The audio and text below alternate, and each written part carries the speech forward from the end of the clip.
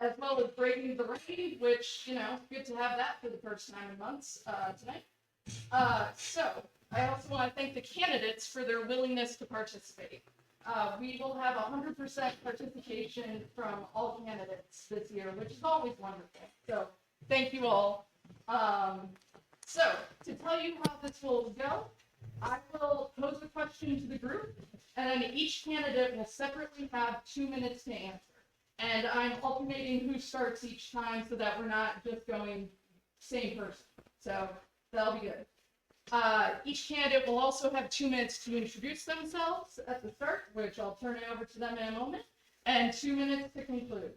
I will hold up a yellow card when you have 30 seconds left, and I will hold up a red card when you need to stop talking within the next 10 seconds. Please and thank you. I timed out everything, so we're on a strict schedule. Yeah, it's colorblind. Oh, Ed, I'll just yell at you. It'll work. All right, now without further ado, I'm going to have the candidates introduce themselves, starting with the candidates for House District 47, Wayne Farron and Ed Polovarsik, still remembered 2 years later. All right, Wayne, will you kick us off, please? Okay. Didn't know I had to be first. Well, yeah. That's okay. All right, well, thank you all for coming. I don't know if everybody knows who I am. I'm Wayne Farron. I grew up in South Bristol, and a love-stirring family, and grew up following traffic by hand early. And then I moved to Jefferson. Well, first I went to Southern Maine Vocational School, when it was Southern Maine Vocational Technical Institute back then, and got a went to school for marine engineering, went off to sea for 11 years, and had my first child, a son, and I said, enough of that, I stayed home. So I wanted to see him grow up. So come home, and I've been a real estate broker owner for many years. That's owned many, co-owned 2 agencies, and owned Farron properties for 20 years up until a couple of years ago. So I've eased out of it so I can hopefully do this. I've always wanted to make a difference. Sounds a little cliche, but on a smaller scale, I believe I have. I've been in the Jefferson Budget Committee for 20 years. I've done trying to balance budgets and get things through. I've been on many boards, YMCA board. I've been on the chamber board. I'm on the Citizen Action Committee for the Sheriff's Department. We're here in Wiscasset here. Been a volunteer youth coach, and many volunteer hours I put in the Realtor organization. A lot of things with affordable housing, and I'd be honored to serve in the legislature representing Wiscasset on Jefferson and Whitefield. There we go. Perfect. All righty. Ed, let me restart the timer, please. You're up. I'm Edward Polovarsik, and frankly, I question myself daily, why am I doing this? I'm not a politician, I'm an engineer. I like to understand how things work, why they don't work when they don't work, and what's the way to go fix them. I'm retired after 34 years in the Space Shuttle program, and I retired as the Director of Orbiter Production and Operations, responsible for projects totaling over $150 million for projects to the orbiter fleet, and I was the member of the team that go for launch. I also ran a section in mission control, whose function was to solve problems during flight. I just completed my first freshman term in the 131st legislature, and from my point of view, this has been one incredible adventure. I've served on the Education and Cultural Affairs Committee, no pun intended, but I've got one hell of an education. We have a lot to fix in our state education system. Why am I doing this? We have something very special here in Maine, our way of life. And I believe we're losing it, and we need to do all that we can to preserve it. I'm reminded of a quote from Edmund Burke or John Stuart Mill, who said, "All that is necessary for evil to triumph is for good men to do nothing." Amen. And I cannot do nothing. Thank you.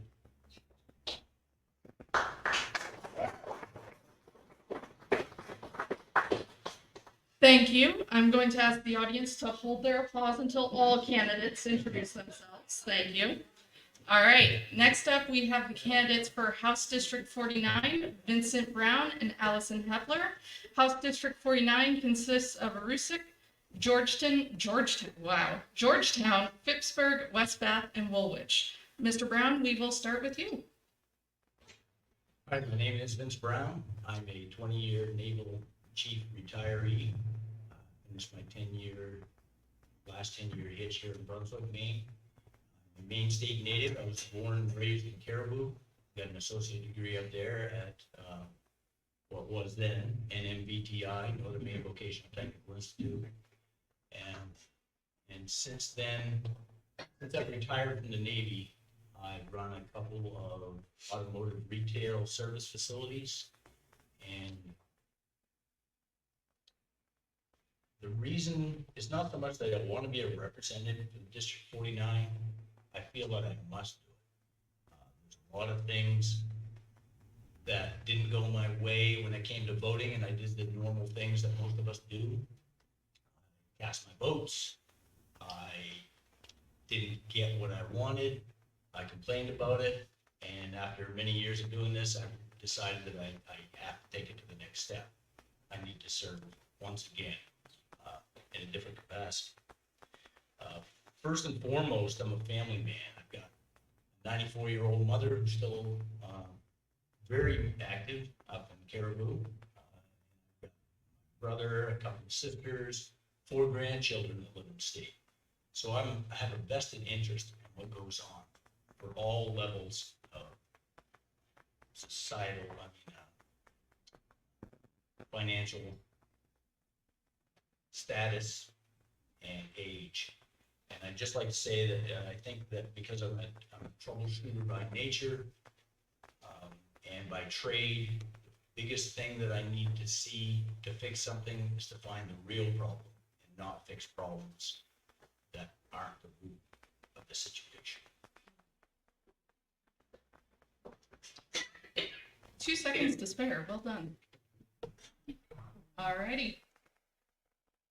Allison, go ahead. Thank you. Good evening. It's really nice. Thank you all for all of you for being here. I'm Allison Hepler, and I've had the honor of serving in the legislature for 6 years. I represent the towns of Aroostook, Georgetown, Phippsburg, West Bath, and my own town of Woolwich, where I've lived for over 40 years. As a short biography, I've been a longtime history teacher at University of Maine at Farmington, but as a volunteer, you've seen me on board Virginia and at the Bath Freight Shed. You've seen me at the farmers market in Bath as a SNAP volunteer. You've seen me talk to local Rotaries about housing with fellow members of age-friendly communities of the Lower Kennebec. And you've definitely seen me on the Woolwich Select Board, where I'm now in my 13th year. But this evening, I want to talk about having the best job in the world. And it's because of the people I represent. Our communities are doing amazing things. Our communities pulled together to pull traps out of the water after the dock they were sitting on collapsed during one of the January storms. Our communities move forward with broadband for everyone. Our residents and our small businesses farm and fish, doing dangerous work to feed us. They plow our roads, they coach our kids' soccer games, and I'm proud to work for them. And I do this by being accessible, keeping the lines of communication open both ways because it builds trust. I work hard to be responsive, even if the answers that I have are not ones that people want to hear.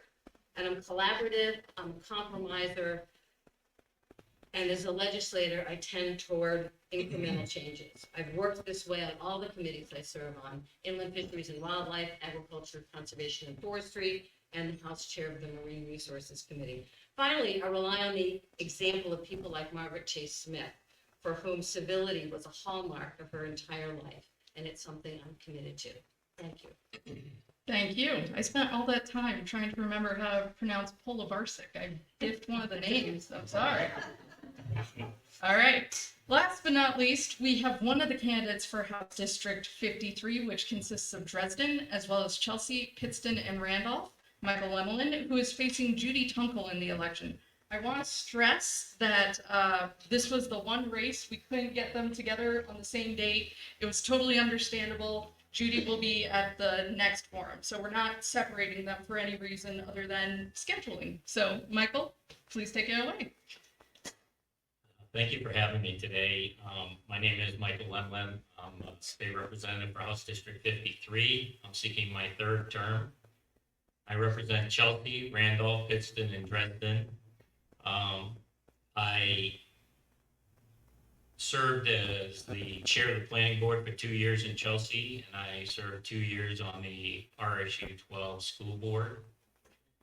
I went to school for aerospace engineering, and then I became a pilot. I had to stop flying 28 years ago when I had a son who was born with multiple disabilities and he's deaf. I am now his caregiver, and I run and manage my wife's business. She has a chiropractic business in Hollowell. I have served on the Health and Human Services Committee. Obviously, they placed me on that committee because of my vast experience with my son and all the challenges we've had over the 28 years, making sure he gets the care and need that he deserves. I am basically in the legislature to stop the bleeding. I fight hard to prevent a lot of just crazy bills that are being passed. I knock on doors and I ask people if they know that these bills are even in place, and they're like, nope, we don't know. So that's it. Thank you very much. Thank you. All right, now you can applaud the candidates.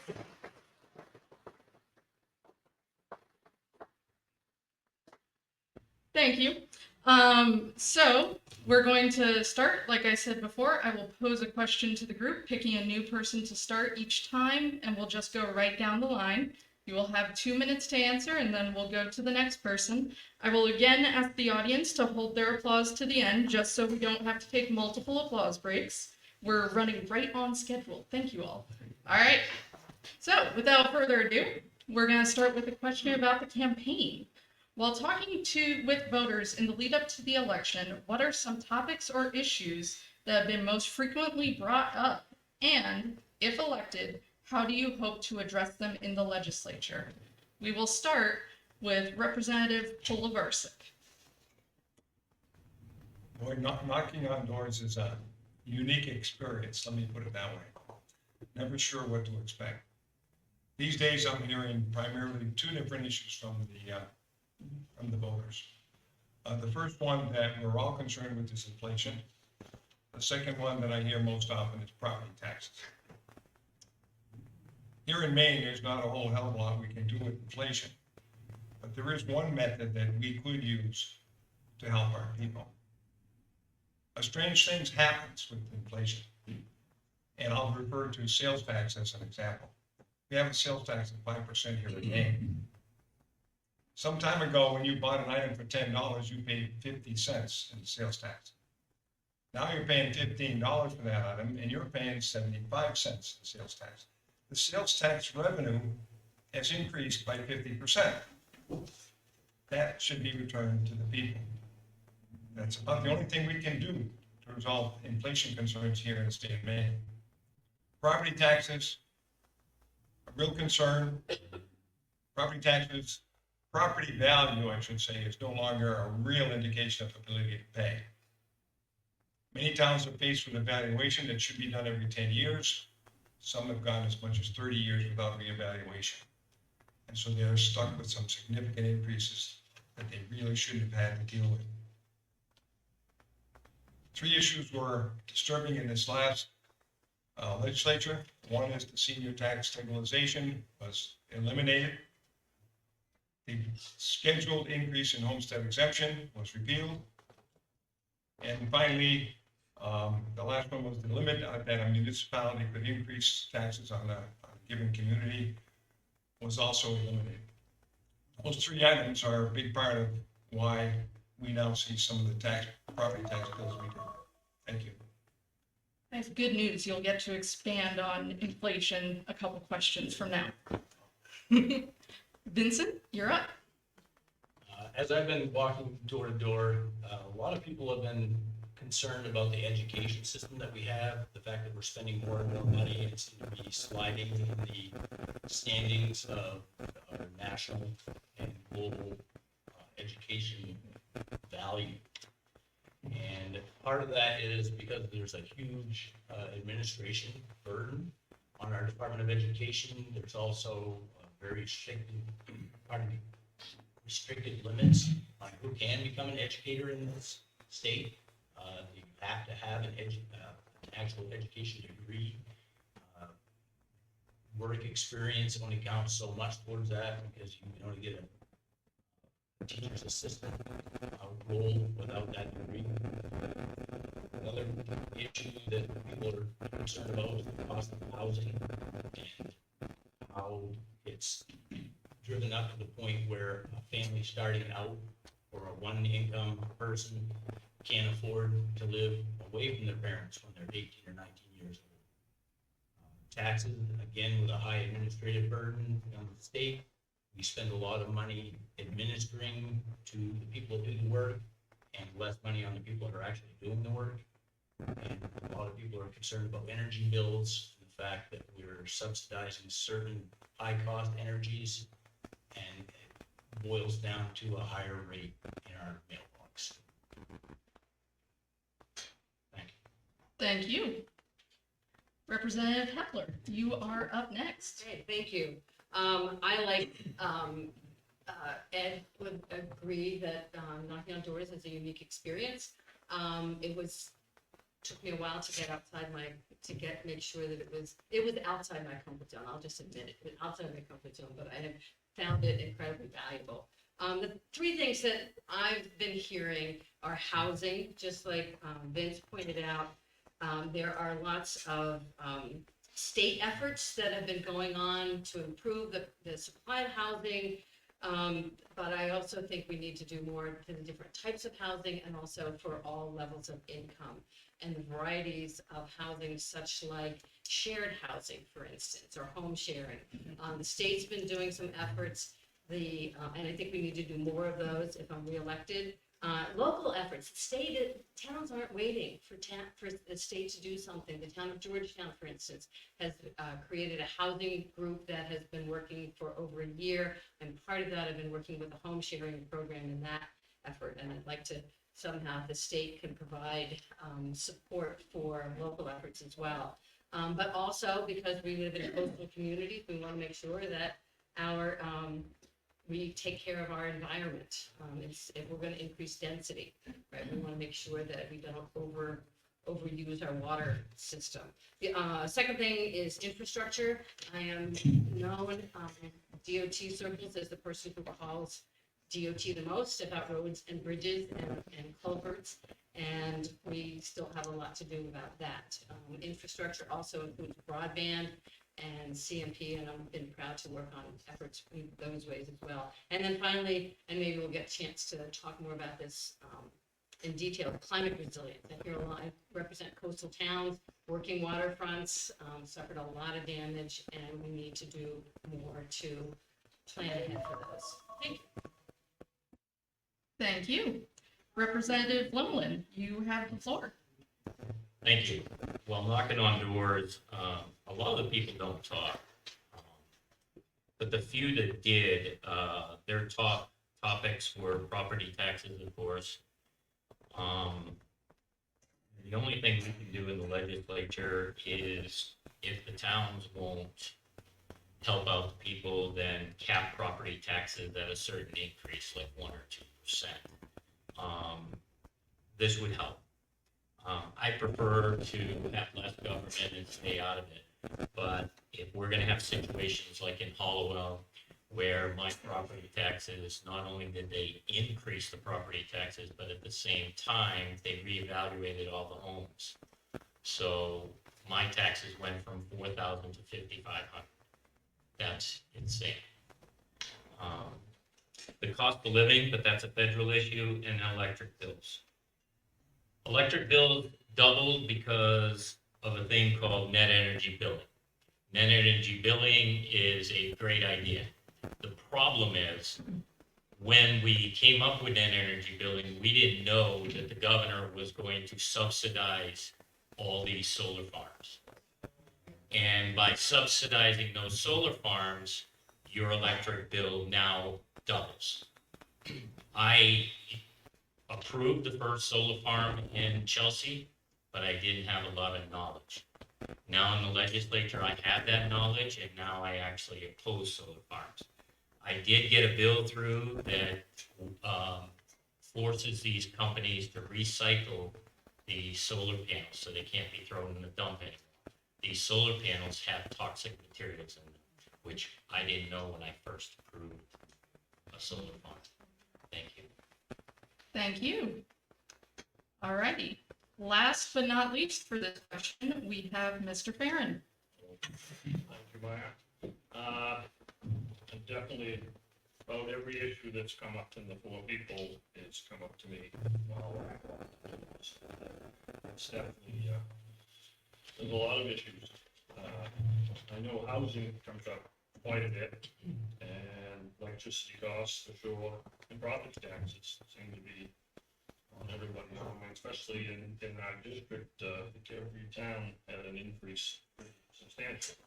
And I know the homestead exemption had been at a certain point, and I'm hoping to keep that going if we can, and keep it as high as possible to help the homeowners.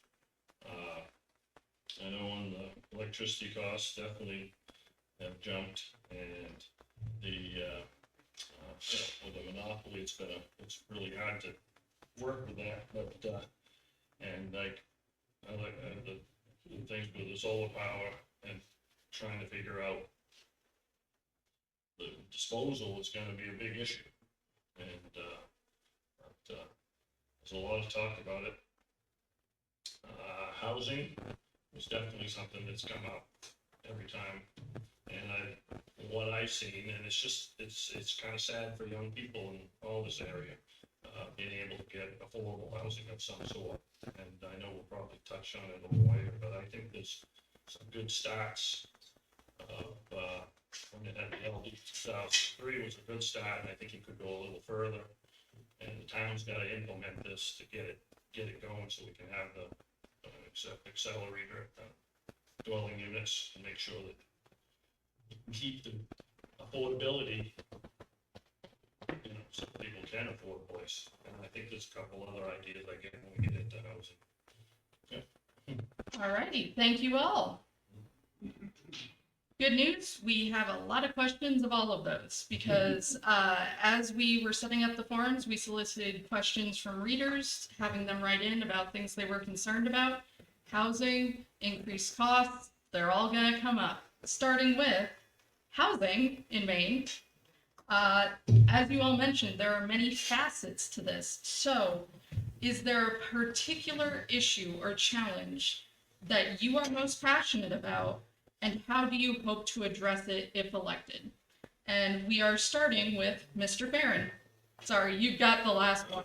Yeah, so there you go. Well, as far as housing, I think that's a good start from the state was the LD 2003, I believe, and with the accessory dwelling units to be able to. There's so many minimum sizes in all these towns that have really, created in the last 20, 30 years a lot of sprawl, and everybody just keeps going away from town because I want my 2 acres, I want my 3 acres, I want my 4, and everybody spreads out.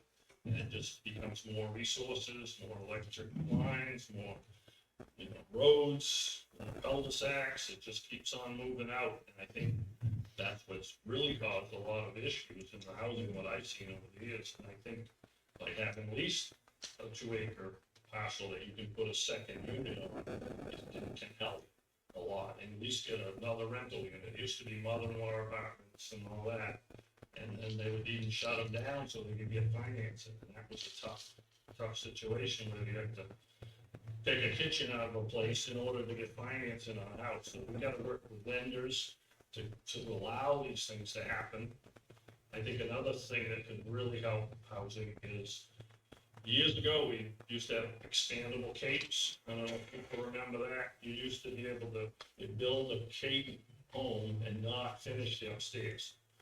And they would have a 1-bedroom, a bathroom, living room, kitchen, and some place to live for a young person to get. And then they would expand into another bedroom or two as they had kids or the family got bigger, and they were able to buy them. Then the banks started, mortgage companies started stopping the loans for these things because they weren't finished. So a lot of these things, if we could work with some of the stuff to maybe have some of those, it could be some cheaper housing people to get into. So I think that with lot sizes and getting banks to be able to work with young people. Right on the money there, in terms of timing. Yes. Just thought really quick. Yeah. Representative Polovarsik, you're up next. Affordable housing. I think those terms are an oxymoron. If I talk to a builder and he tells me that it's somewhere between $300 and $375 a square foot, that makes a small house, 1,000 square feet, at $300,000 or greater. I don't know how you call that affordable. If you look at rentals, actually going up. The landlord is trying to meet his bills, make a profit if he can. The only way he can do that is increasing rental costs. In the meantime, the renters' real wages are declining, and many of them are on a fixed income. Their existing places are no longer affordable. Many current homeowners, because of property valuations, are in a housing crisis because they're in a position where they may need to sell their home just to pay the taxes to live there. Doesn't make any sense. With respect to needs for housing, I think we could separate Maine into two areas. One, the near Portland area, that now has an influx of individuals, illegal immigrants, that have an immediate need for about 9,300 homes.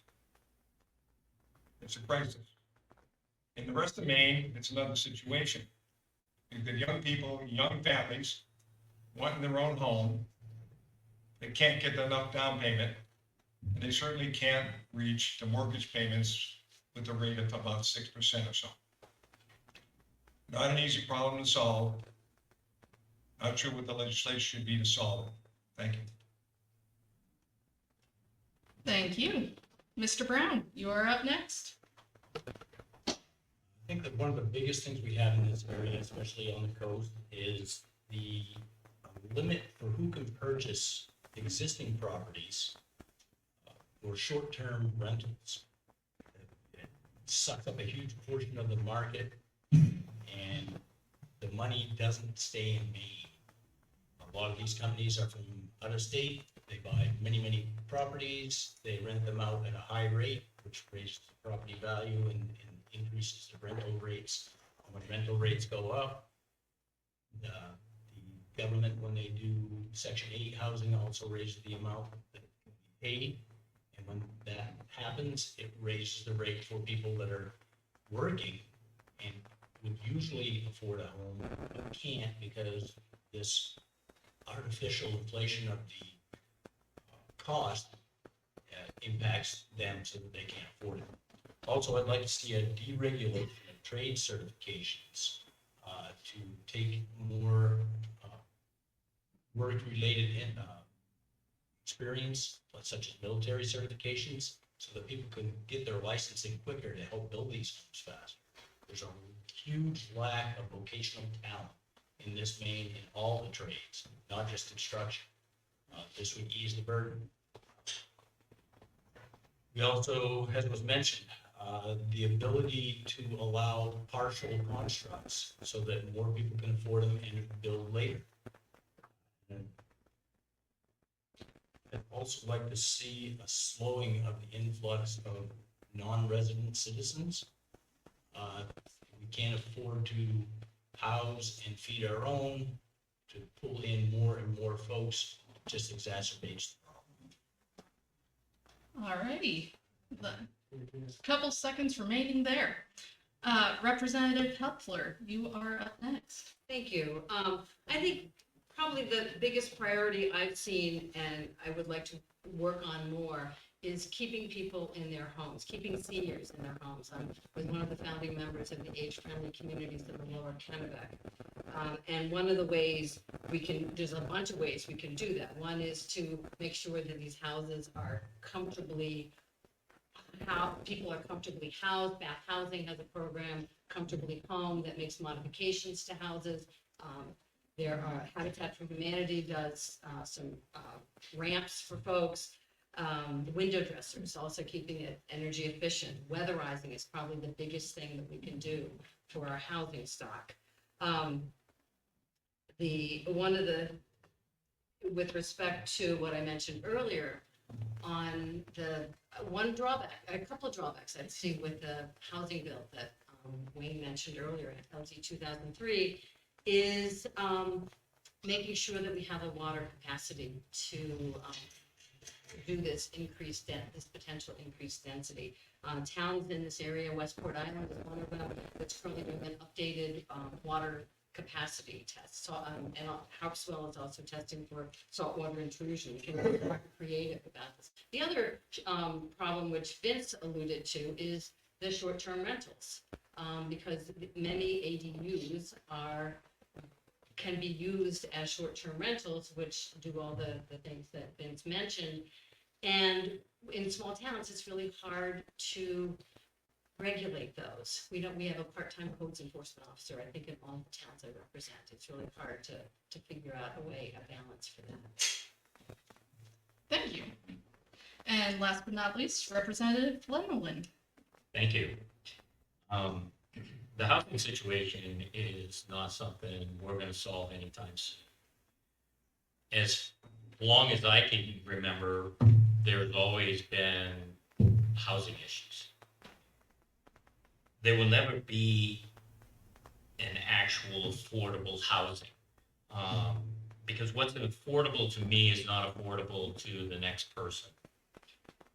And building more homes right now isn't really going to solve any crisis. Nobody's going to be able to afford them. At the cost of these homes are very expensive.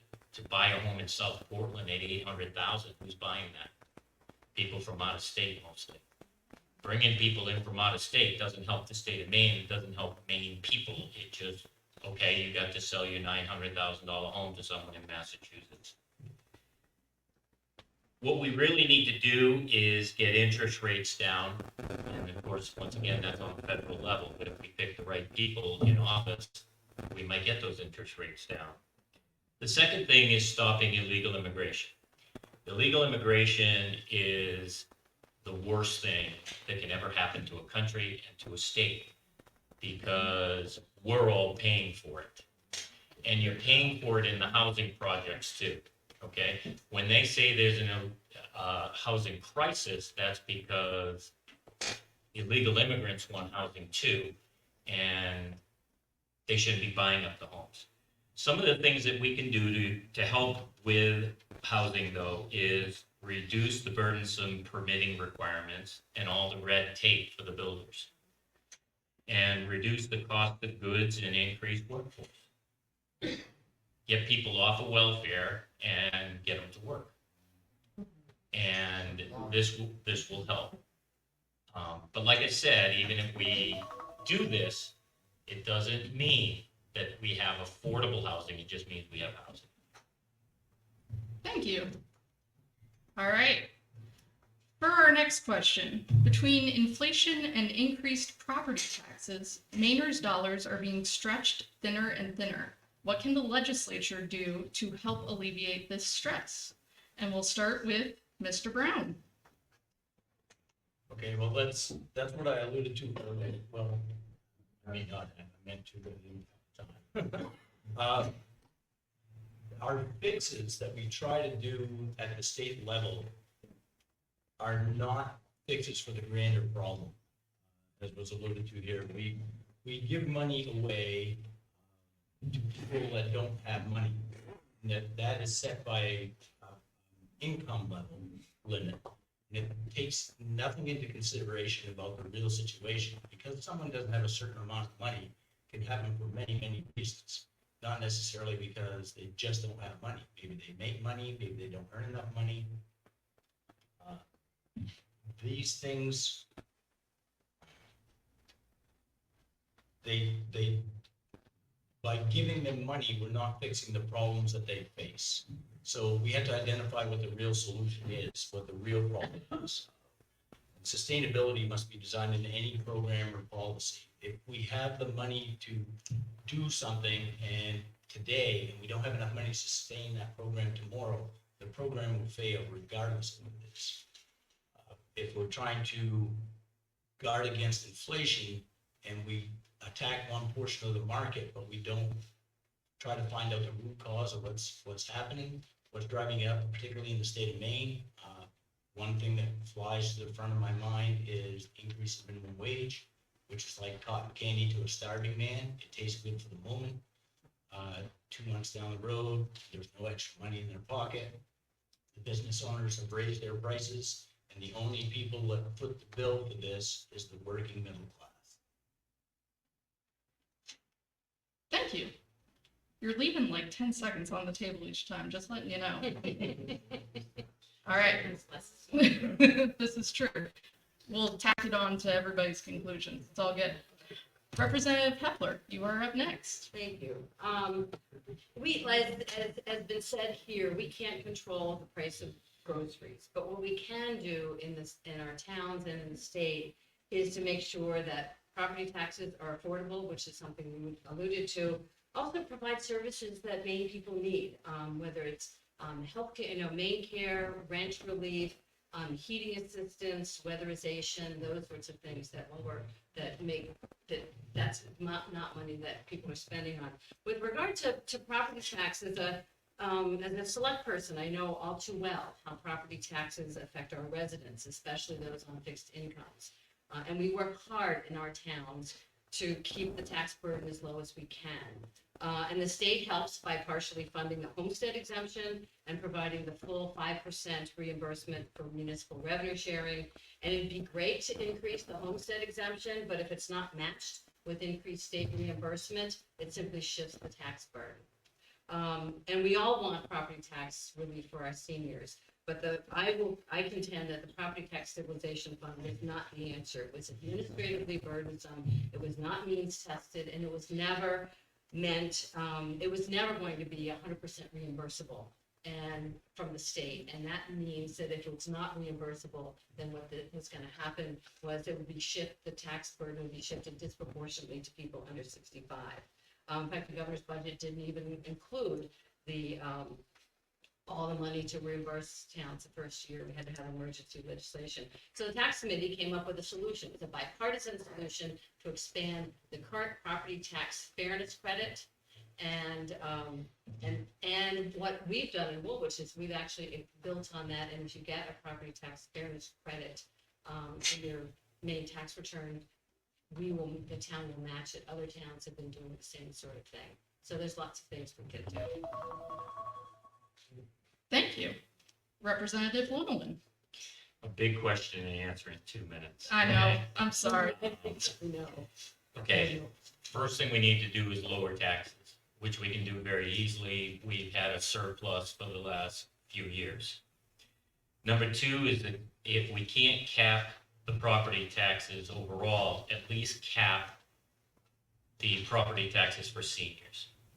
The last bill failed. I voted against the last bill that gave seniors a freeze on their property taxes because they had $800,000 allotted for this, and I told them it would cost at least $80 million for this. I, of course, was a lot closer than they were, and we had to rescind the bill. But what we need to do is decrease spending. And one of the ways to decrease spending is to stop this mentality that we're a welfare state. We are known as a welfare state. I've been here all my life. I can't stand the fact that they declare us a welfare state. it's horrible. But we have way too many people on welfare. We need to get them off welfare. Medicaid and state funds are to help you progress, not just to maintain. The illegal immigration problem, huge. $32 million of our tax money went to illegal immigrants to be housed at a Motel 6 in Portland. Can you imagine what we could have really done with that money to help senior citizens, to help in the mental health issue, to help with the drug issue that we have in Maine? So we need to reallocate this money, stop giving it where it doesn't belong, and help Mainers succeed and progress in life. Audience. Just a reminder, please save applause for the end of the question. Thank you.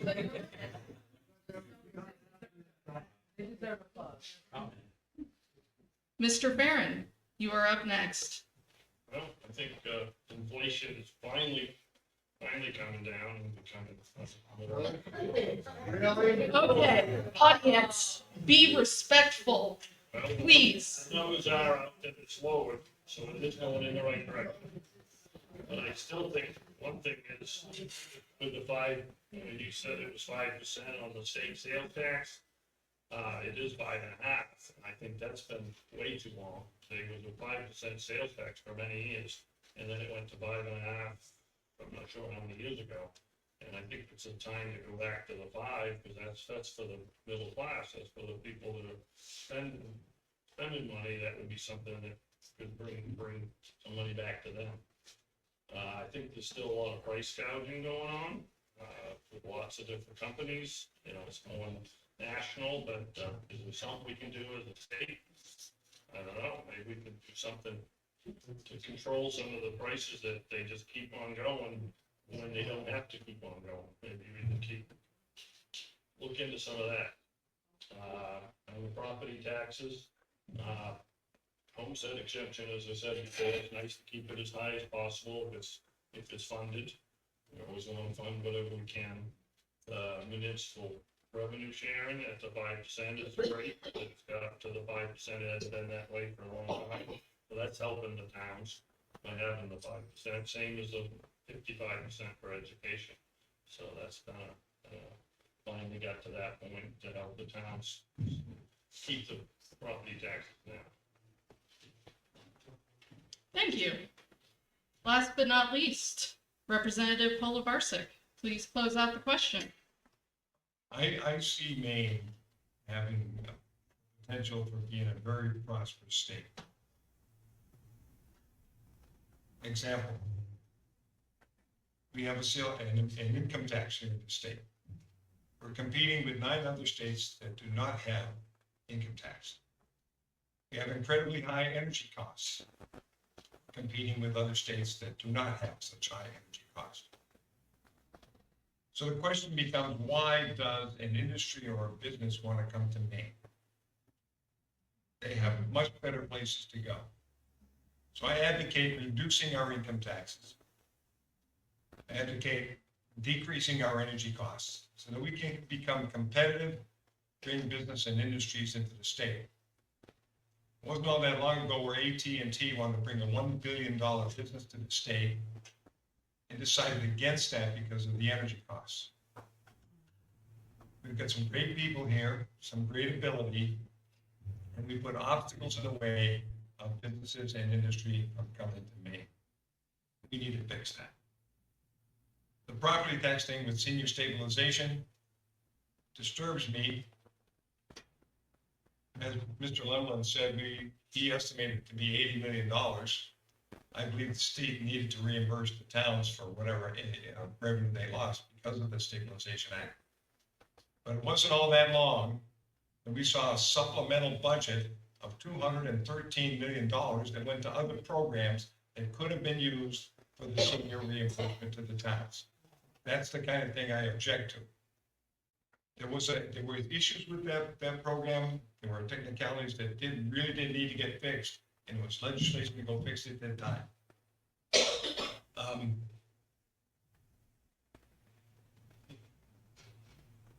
I'm really concerned about it playing, oh, 10 seconds. You're, I'm sorry. There will be a conclusion, I promise you.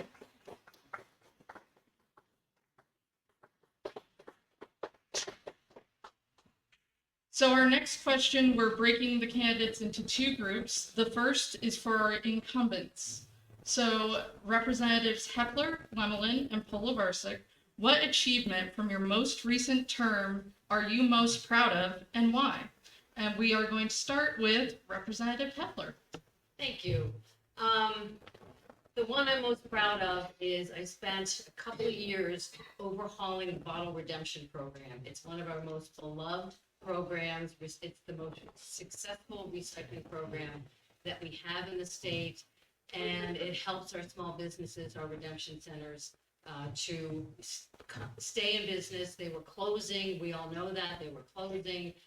Bottles were piling up. Our nonprofits were not able to take any bottles, and I decided, sure, I'll work on this. How hard can it be? But as something that started in 1978, there were lots of different pieces, and I was really proud to work with a group of stakeholders, distributors, redemption centers. I also learned that redemption centers don't have a lobbyist in Augusta, but the beer distributors and Coke and Pepsi and all them do. And so I felt like we needed to protect our small businesses. You won't see much on our end except that, including a new redemption center in Pittston. You won't see much difference, but they have received more money from the distributors for a handling fee that allows them to pay increased rents and increased labor costs.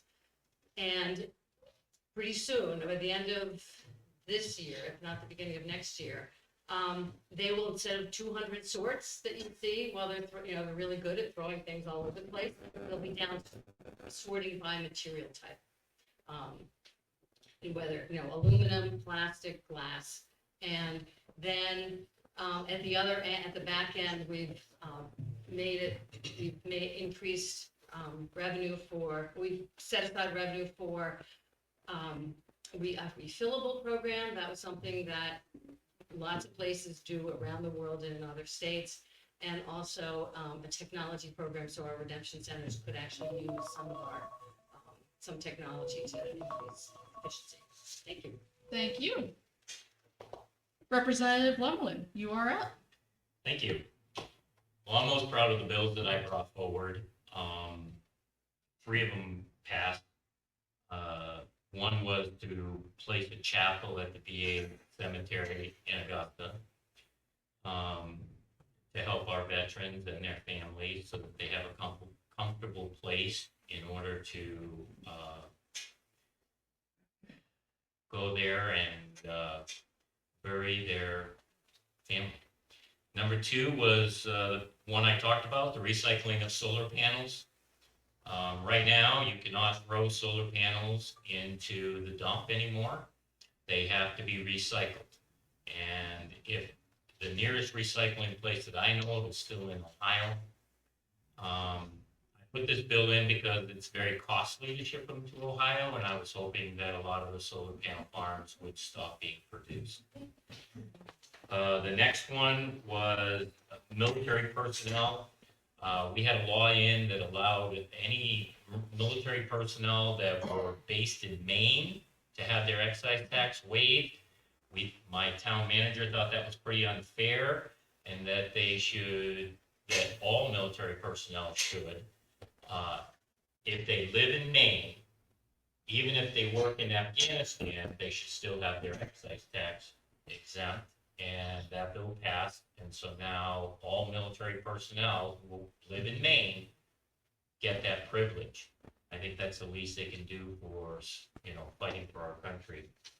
And then I had a bill out to stop tyneptine, which is called the gas station heroin, and my Democratic friends said no. So right now, gas station heroin can still be sold in Maine, and they wonder why we have a drug epidemic. Thank you. Finally, we conclude the question with Representative Polobarsik. My apologies. There were two bills that I'm really very proud of. The first one dealt with the town of Wiscasset. A Maine Yankee, in the process of being reevaluated, suddenly jumped up and said, "Hey, we are an air pollution control facility and we want a tax exemption." That was a $93 million exemption that would result in a tax increase, property tax increase for every tax owner in Maine, in Wiscasset, of about 15%. I'm proud of that because in order to get it accomplished, it required a 2/3 majority in the House. Both sides, bipartisan, worked together to make that happen. And I'm really proud that we were able to do that for the people of Wiscasset. The second bill that I'm very proud of was a bill that dealt with retirement, with state employees and teachers' retirement. There were 111 people here in Maine who fell off the cliff, I guess I'd say, where they were in a position where they had a choice to retire early and lose their medical benefits or stay on, and they were forced in a position where they had to retire early, primarily because of personal medical issues. When they did that, they either had to retire now or stay on and lose their benefits. Some of them that retired early because of their medical problems or family problems. They lost 6% of their retirement pay for every year they retired early. So if you retired at 60 instead of 65, you lost 30% of your retirement pay. Again, working across the aisle, bipartisan support, and the governor's support as well. It was included in the budget, and these people were made whole. Thank you.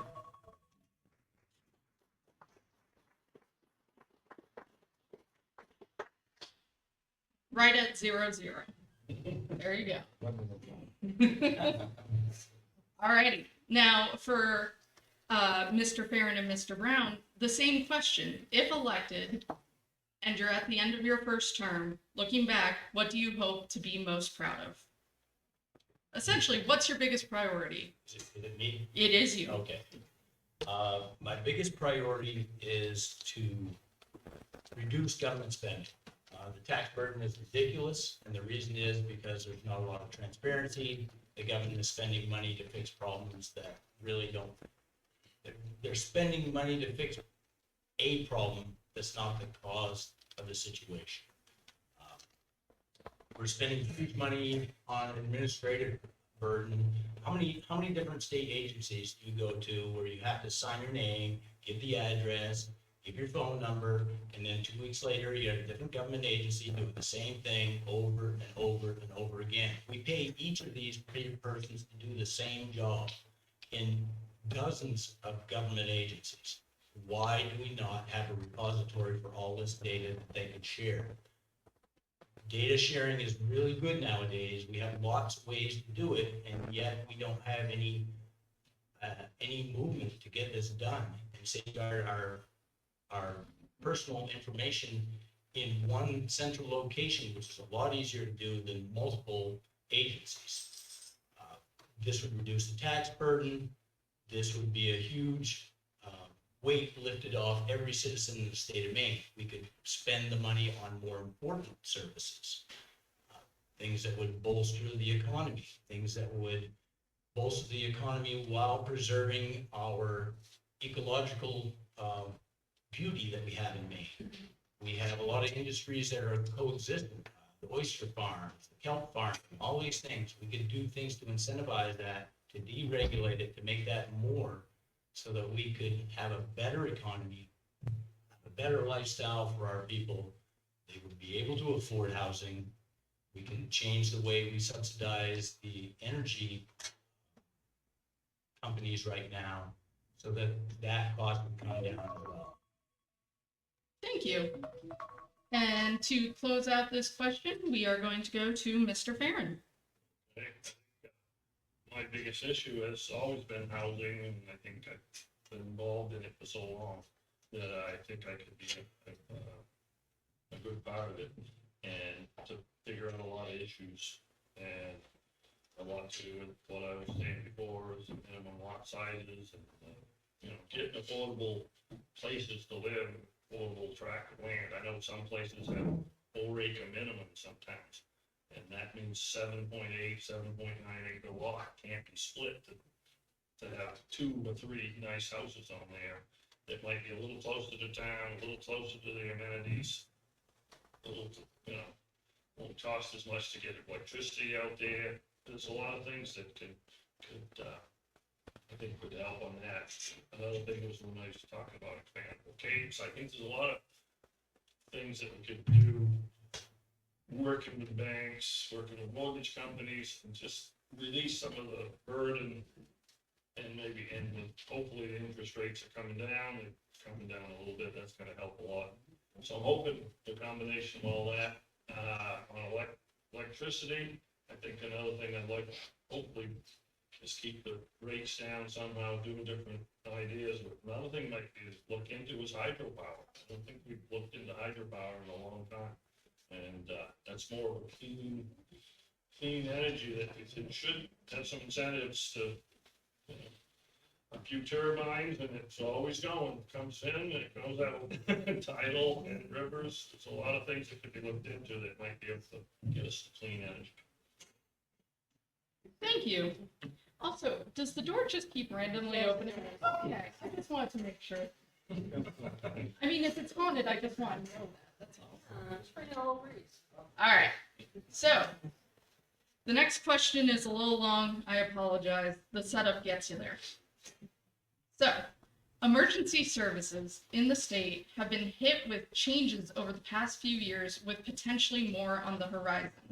Equipment, vehicle, and personnel costs have all increased dramatically over the past few years, and local responders are concerned that proposed OSHA changes are threatening to have a large impact, primarily on fire services.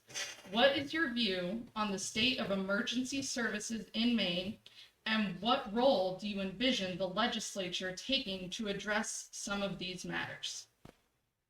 If anybody needs that repeated at any point, please feel free. But we will be starting with Representative Lemelin. Thank you. Some of that we can't fix at state level. The only thing that we can do to help is adjust how the payments are made. Right now,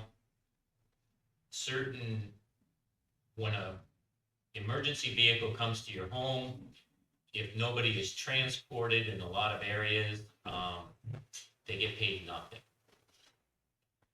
And the cost that they get paid if the person is a Medicaid person is even lower.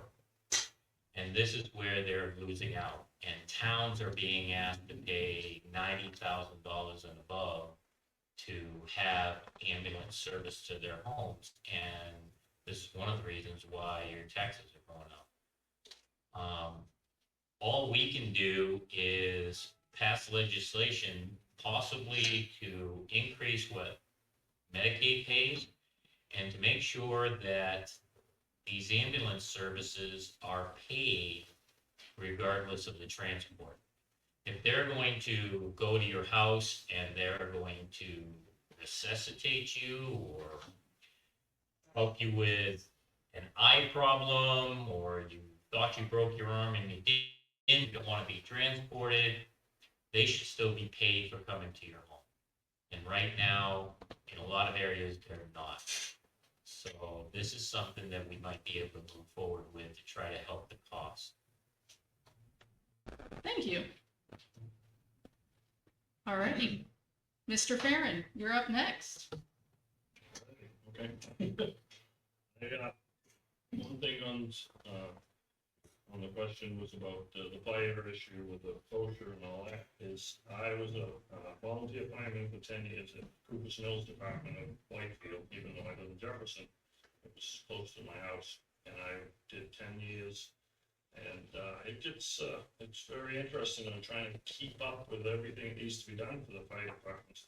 And I got to the point where I had a young family, and a 3 and 5 year old, and I finally I just don't know if it's time for somebody new, but the training that's required now, it's becoming more extensive, and they're asking for more, now they're asking for more. It's gonna be a tough go-ahead for a lot of these fire departments, and when you wanna call them and want them to be out there, you want them to come to your home and put your fire out, you know, and that's the point of, you've gotta be able to, maybe at some point, I know a lot of volunteers, the guys and gals that go out there are not paid.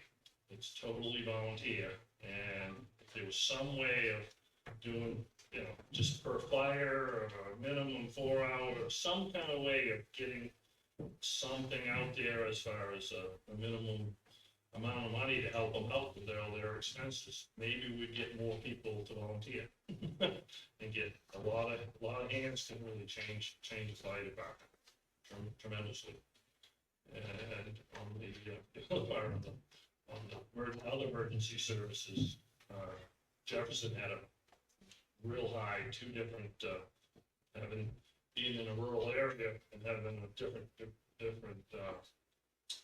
emergency services coming from different areas. It's hard to, you know, have one doing cover a certain amount, one covering another amount. There's got to be some ways to try to figure out, maybe coming up with one person, one company. Thank you. Representative Polovarsik, you are up next. OSHA, in this case, it's another part of the federal government intervening in the way we live.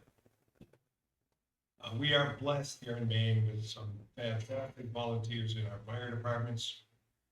They're willing to risk their lives to help us, to save us. And suddenly we see OSHA, our federal government again, imposing some incredible requirements on these small village volunteer fire departments. Equipment, as an example, is limited by its years of service, not by how good it works or how good they've maintained it. Forces these small fire departments to replace equipment that is still very usable. Additional training for individual firemen will range about $12,000 apiece. Most fire departments in our rural communities can't afford that.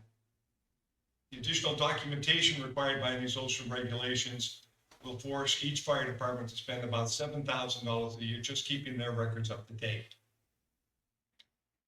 If you go through some of the details of those OSHA regulations, what you find is that the basis behind all these was to keep our firemen safe.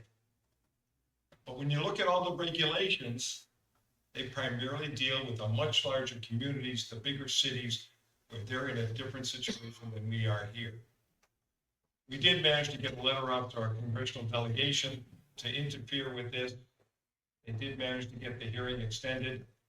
Comments to the OSHA regulation, they're not getting enforced. Comments were completed, I believe it was in July. And on November the 12th, there is still a public hearing that will be held for people to make comments. Thank you. Thank you. Didn't even make it to the red card. Now, Mr. Brown, you're up next.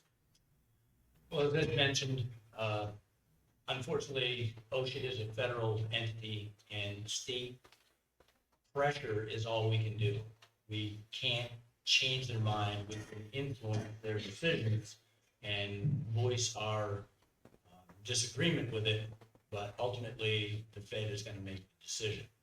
So as far as how the Fed is going to be impacting the precious little we can actually do. Emergency services in general, I've spoken to several fire departments and EMS in the area. There's software out that allows them to better integrate with other departments so that they know faster what help is needed from where to go. It's instantaneous as opposed to the phone systems and whatnot. What I was speaking of earlier with the way that the state allocates money into programs, I would like to see a state-run sponsorship for training and coordination, and that the monies would come from, again, the administrative burden that I think should be lifted and can be lifted, reallocate those monies towards things that would be boots on the ground. We'd be able to train a lot more people. That burden would come away from the towns and cities and become a state issue with the money that's saved from spending it in places that it doesn't need to be spent. I would also like to see, and this has been done before, we have state police. We don't have state fire. We don't have state EMS. So this would be an entity that would help the local communities better coordinate what they do. And again, payment for what they do is paramount, because volunteerism in any situation is down right now. Pay makes it a little easier to volunteer.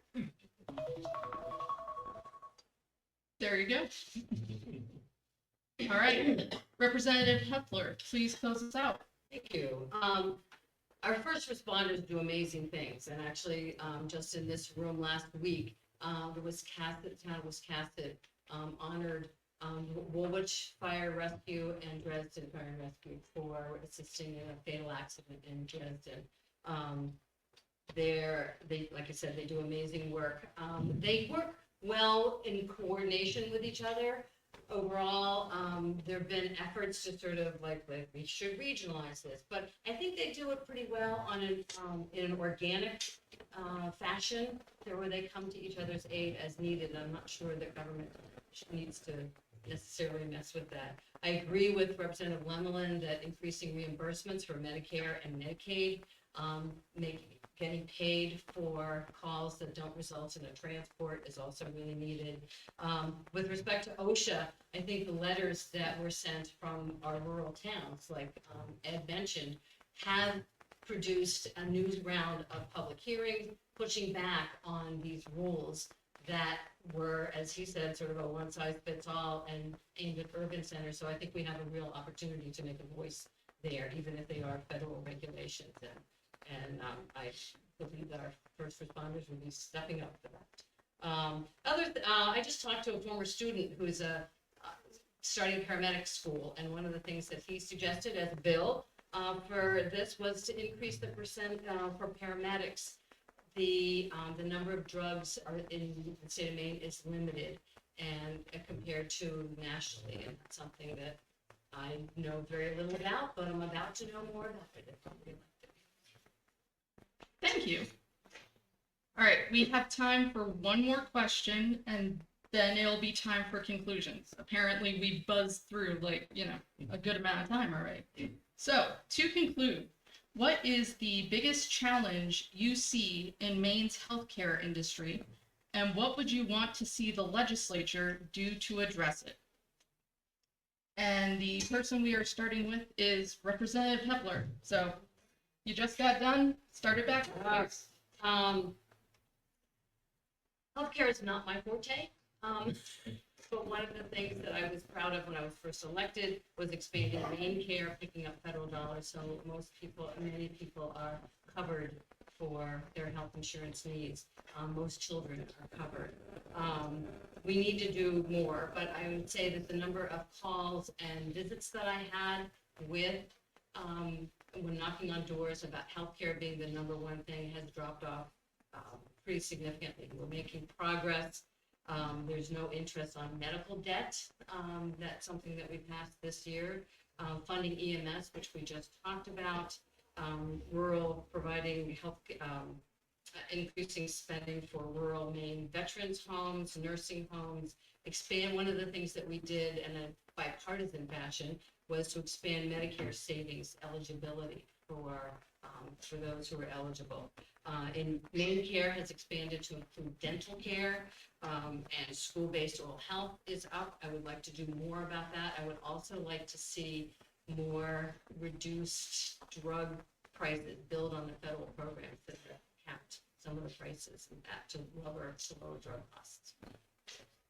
Thank you. Representative Lemelin, you're up next. Thank you. Being on the Health and Human Services Committee, I covered this a lot. I could talk to you now for about an hour and a half, and I wouldn't even scratch the surface. The big topics are the drug issues, and And the problem here in Maine is we don't try to solve the drug issues. What we do here in Maine is pass laws to make sure that the drug addicts don't die. We pass laws so that they can get unlimited needles so that they don't get hepatitis. We pass laws that protect them from injury so that we have a safe place for them to come and do their drugs so they don't get hurt. But we don't solve the issue. And this is a major, major problem. All we do is put Band-Aids and make sure they don't hurt themselves. Also, mental health. We have a huge mental health issue in Maine. It's massive. We do nothing about it. We need more psychiatrists. We need more counseling centers. We need more treatment centers. And we need to get these people off the street and into the treatment centers. But we're not doing that. Most of the drug problems are because of mental health. There's a lot of mental health issues. We don't have the facilities, we don't have the beds, and we need to change this, and we need to change it right away. The next thing is we need to stop nursing homes from closing. Okay, they're closing left and right. And a bulk of that problem is the cost of travel nurses. These travel nurses they cost 2 to 3 times as much as the state pays. And that's why nursing homes close. They can't afford the cost. Thank you. Mr. Farren, you are up next. Okay. I know well, healthcare has always been a big issue. Glad it's available for about everybody that can get it.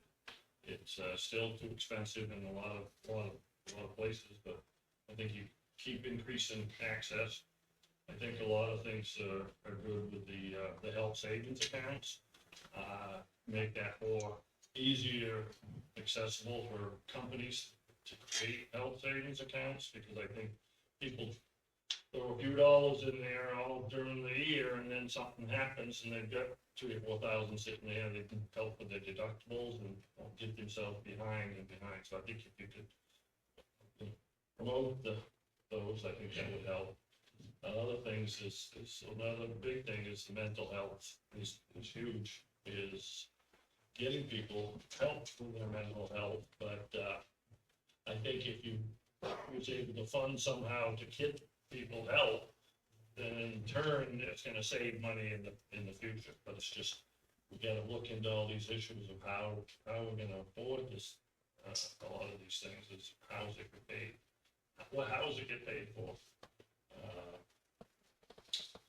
That's my big issue was paying for it. You want to be able to not just automatic subsidies, and then it just keeps going out the wind. So I think that's a couple things I would go for. Thank you. Representative Polobarczyk, you are up next. This, like Representative Lundin said, this is an incredibly huge issue. And he very well did explain the issues with drugs and mental health. Let me take a little different look at things. I think here in the Mid-Coast, we're blessed with 2 small hospitals, Miles and Mid-Coast Hospital. And these hospitals are struggling. I don't have the latest fiscal year data, but in the previous year, I know Miles lost a bunch of money. A big part of that is because Medicare does not pay the medical costs. They pay what they believe the medical activity should cost. That turns out to be about 80% of what the actual costs are. Trying to make ends meet, those additional costs are made up by people who buy supplemental insurance. That's why some of our supplemental insurance rates are very high. They don't always achieve that. These hospitals are on the very edge. They're also on the edge because, like Representative Lundin said, we have these traveling nurses. During the COVID epidemic, a lot of people in the medical industry refused to take those vaccines, and they were fired, they were released, they were no longer working there. And so now we've created this problem ourselves. We're now forced to go to traveling nurses that come in, they're here for 6 months or so at an incredibly high rate. We've also decreased the nurse to patient ratio, forcing, and in case of Miles, their one wing at Cold's Edge to close. They don't have the nurses to cover the number of patients. So I think in some way we've created our own problem, and we need to get that fixed up in the legislature. Thank you.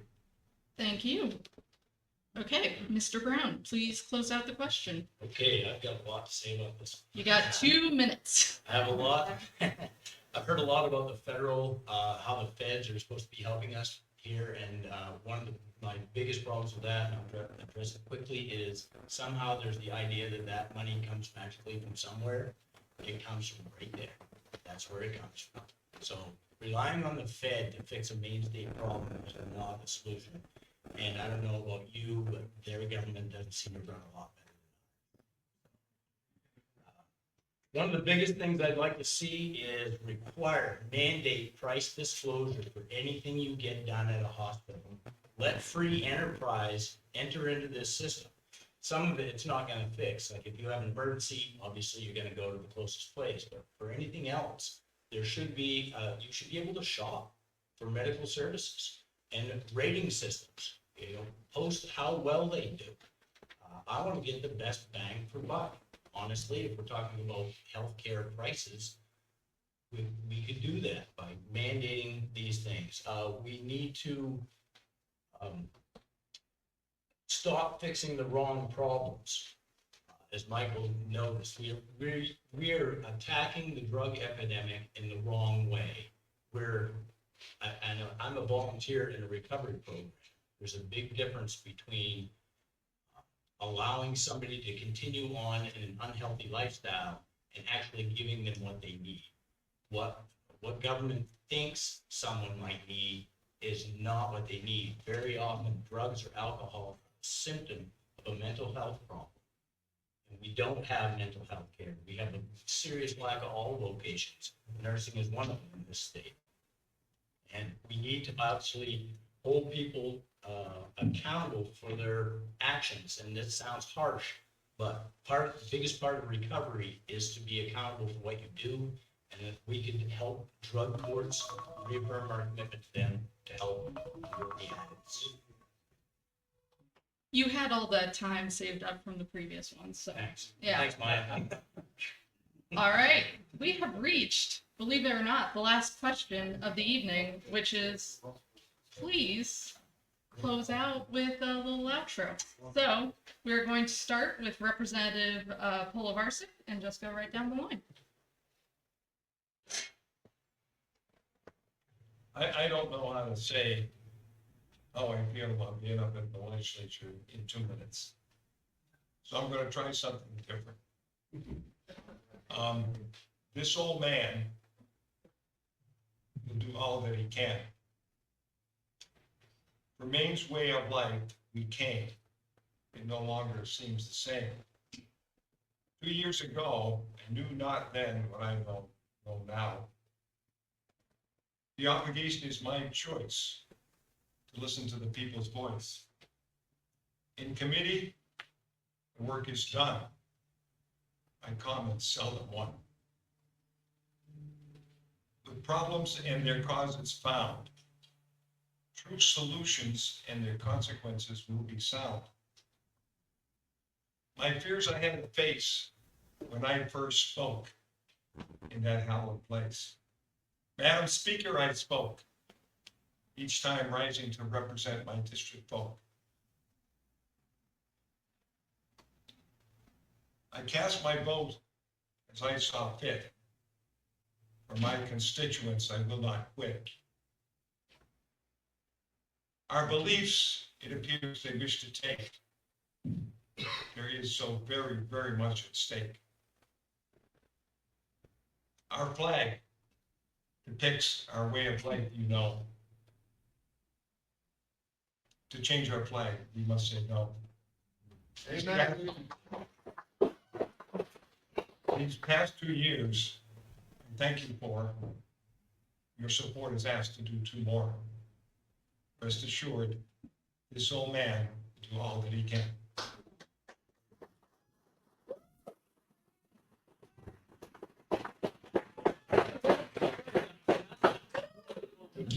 had 15 seconds left. All right. Mr. Brown, you are up next. All right, I'm a blue collar, middle class worker who's achieved what I've got in life, but all for good counsel and grace of God. I started work picking potatoes at the age of 6, and I worked every year since then. Oh, I take that back. When I was 7, I was forced into a sabbatical, so I took that year off. But every year since then, I've been working, and I'm 60, so that's a few years. My approach to any dilemma is to apply 2 common sense rules. A temporary fix is not a real solution to any issue. Sustainability must be designed in any program, policy, or procedure. This includes resources, a clear method of being implemented or enforced, and a means to measure the effectiveness of any plan needs to be in place for the strategy to be successful. Any program or policy that benefits a particular person or group always does so to the consequence of others.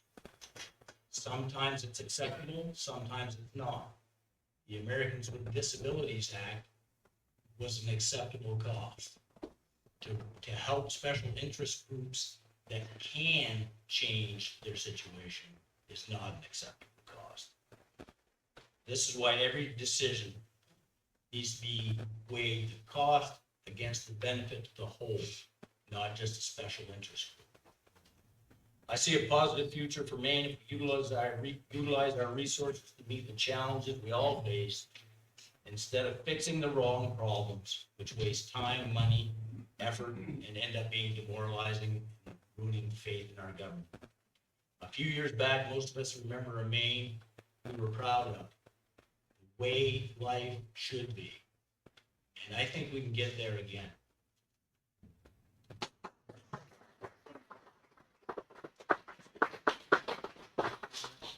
Representative Hepler, you are up next. Thank you very much. Thanks, everybody, for being here. I want to clarify one thing about the bottle redemption program. The monies for the refillable and the technology do not come from the state. They come from those unclaimed nickels, those nickels you don't redeem that stay with the manufacturers and distributors, and that's what's being used to fund that. Also, want to express my gratitude to my colleagues here up here for raising the issue for more mental health services. I think that's critical in the state.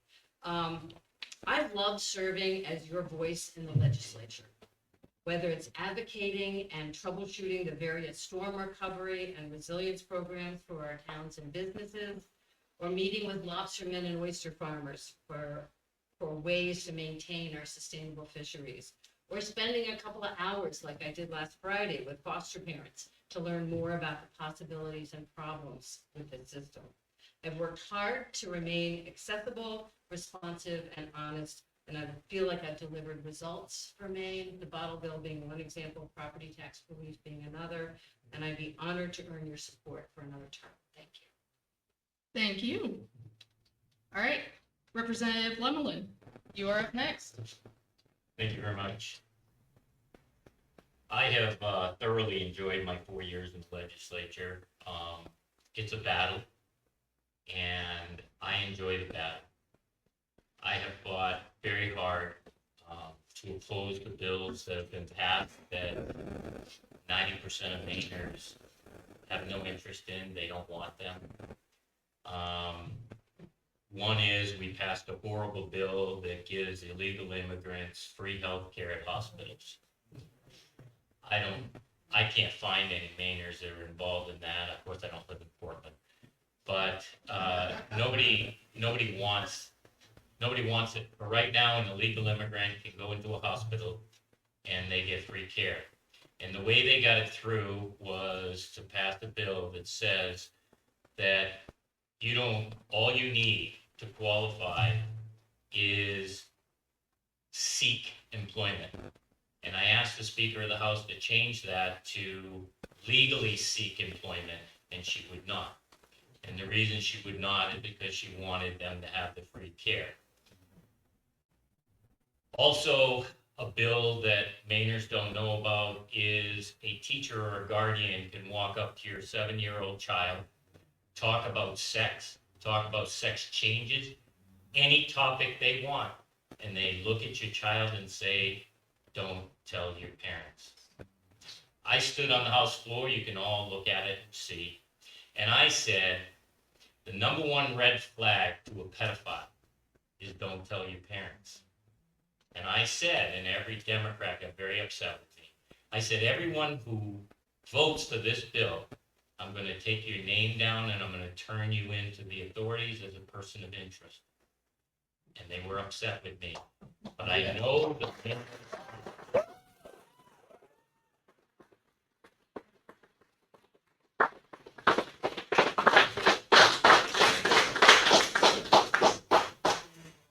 Mr. Farren, please conclude the question. Okay, well, I want to first thank Lincoln County News for hosting. That was very nice, to bring us all together.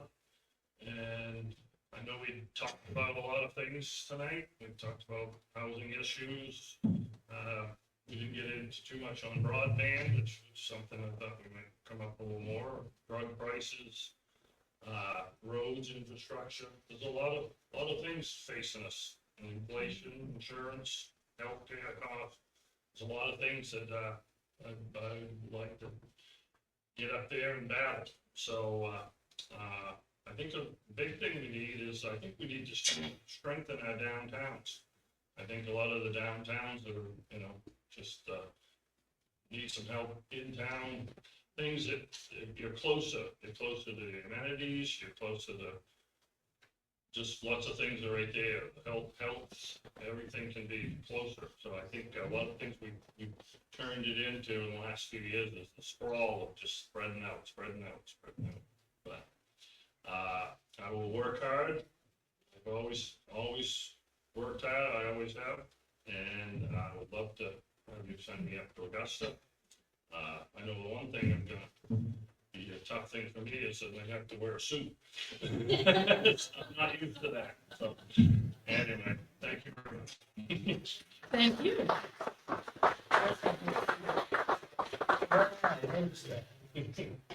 Alrighty, that brings us to the end of the evening, 2 minutes ahead of schedule. Just some housekeeping stuff for the end. I do want to thank all of you for participating. I feel a lot of great conversation was had, and I really appreciate all of your willingness to make this work. Thank you. I'd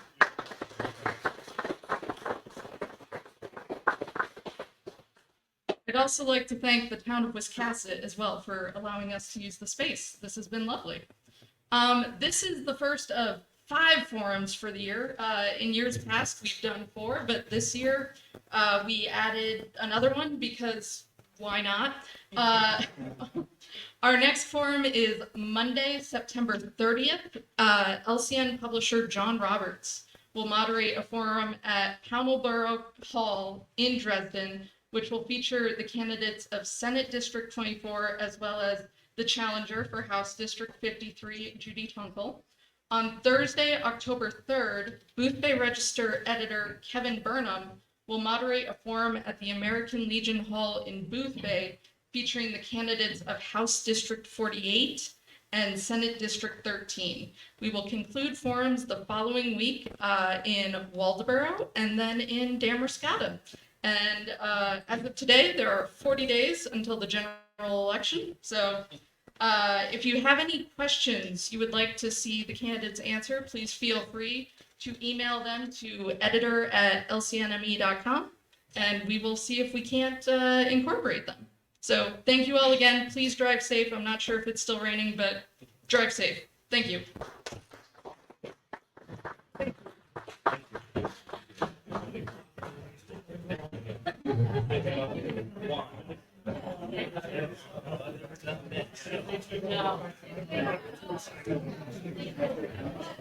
Yeah.